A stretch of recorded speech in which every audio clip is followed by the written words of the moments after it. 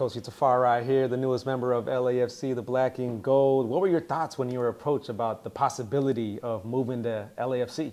Yeah, it's a magnificent opportunity. I mean, more than what the location could mean, this is a incredible club that's trying to win things right now and is incredibly disappointed if they don't.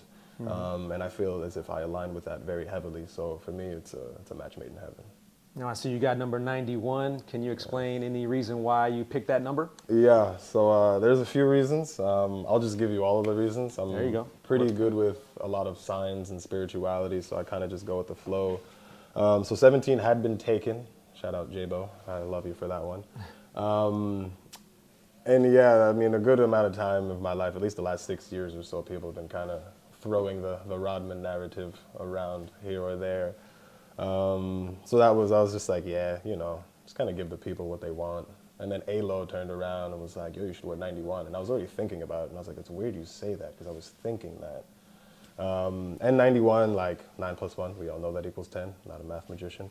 But yeah, Rodman had wore 10 at another point in his career. 10's like the greatest soccer number of all time. So even if I can't wear 10, it's like, it embodies like Yoga Bonito, like playing for fun. And while we still joined, like 10 is what it always was. And Kobe actually wore 10 for the Olympic team, which I really enjoyed. So a lot of reasons, but nobody's ever really had 91 in the footy games, so we'll see what happens. I like that.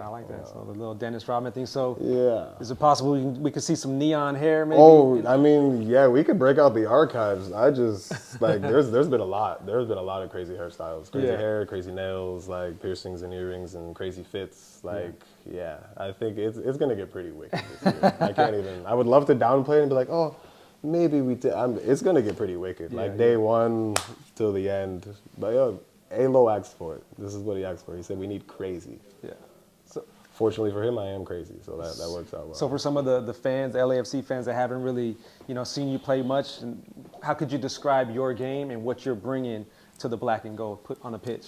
I think a lot of like passion and energy. I think there's different ways for passion, but I mean the fans show up to the games to be entertained. Like they pay money to be entertained. Yeah, when I go somewhere and I pay money to be entertained, I expect to be entertained. Yes. So without like a better way of saying it, I'm here to entertain the fans.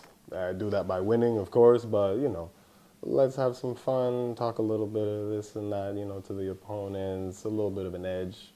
I think, I wouldn't say like, I'm very aggressive, very physical. I like hitting people. There's really nothing else about that. Nothing wrong with that.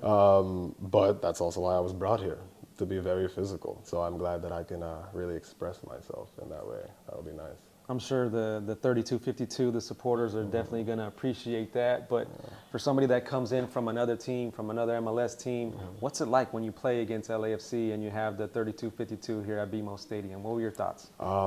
Yeah, it's incredible. My favorite games are away games. I absolutely adore, like I'm full crash the party vibes. Like I love to show up in your house, open the fridge, see what you got going on in there, eat your favorite sandwich, like do the whole thing. So like for me, I love playing in front of an actual good crowd on the road. Like please throw things at me, say whatever you want to me. It's gonna make me play better. I will have the greatest fun of my life. I enjoy it here because they get pretty rowdy in the fan section. I like it. Now I know the goal as a team is obviously win trophies, Conca Champions, Supporters Shield, MLS Cup, Leagues Cup, many trophies to play for. But for you individually, what's some of your goals for 2025? Yeah, definitely. I mean, I know the team and the club wants to lift hardware. For me, definitely lifting hardware is a goal. I have like, I don't know the exact amount. I don't keep track, but more than 100 games. But like, I don't know. I've just been like getting fitness in. There's not really much to show for it. So I would definitely love to have some sort of a hardware just for the historical aspect. It's like, look back in 20 years, it's like, yeah, you didn't just play for this club, you actually did something at this point in time.